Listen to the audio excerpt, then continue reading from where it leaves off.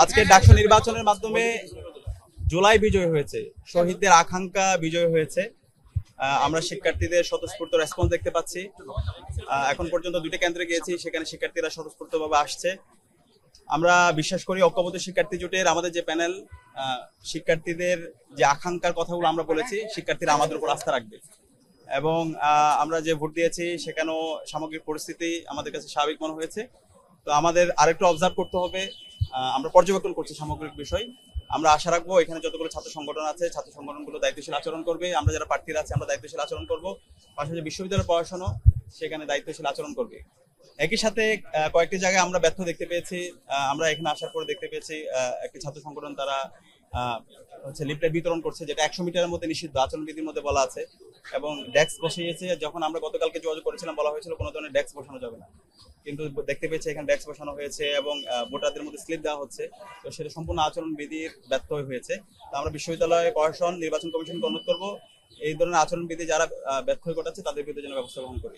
একই সাথে ভোটারদের উদ্দেশ্য অনুরোধ করব, বিশ্ববিদ্যালয়ের সকল শিক্ষার্থী ছাত্রছাত্রী ভাই বোনদেরকে অনুরোধ করব, আপনারা কেন্দ্রে আসেন, আপনাদের পছন্দের প্রার্থীকে ভোট দেন। আমরা সবাই একসাথে কাজ করতে চাই। আমাদের মূল উদ্দেশ্য হচ্ছে স্বপ্নের ক্যাম্পাস বিনির্মাণ করতে চাই। তো সেই স্বপ্নের ক্যাম্পাসের যারা সহযাত্রী হবে, পথযাত্রী হবে, কম্পিটেন্ট সম্পন্ন, লিডারশিপ সম্পন্ন নেতৃত্বকে আপনারা বাছাই করেন।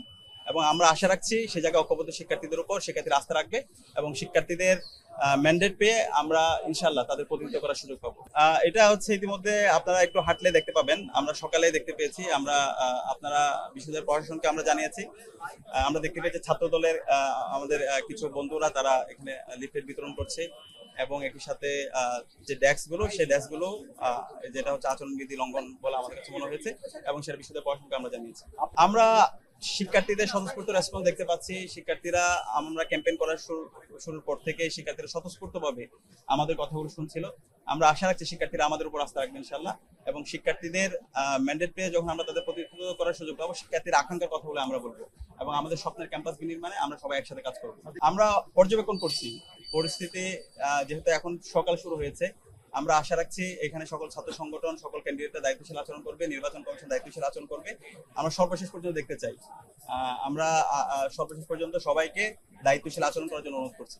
আমরা অব্যাহত আমাদের আইডি গুলোতে রিপোর্ট এবং আমাদের আইডি গুলো বারবার লগ আউট হয়ে যাওয়ার কারণে আমরা বিশেষ করে আমার আইডিটা আমি ডিঅ্যাক্টিভেট করেছিলাম। আমি অলরেডি গতকালকে সাংবাদিকদের কাছে পরিষ্কার করেছি এবং আমাদের 3 জনের অলরেডি আইডি ডিসেবল হয়ে গেছে। আমাদের যিনি প্রকাশনা সম্পাদক পদে দাঁড়িয়েছেন সাদত খান, এখন পর্যন্ত আমরা আইডি উদ্ধার করতে পারিনি।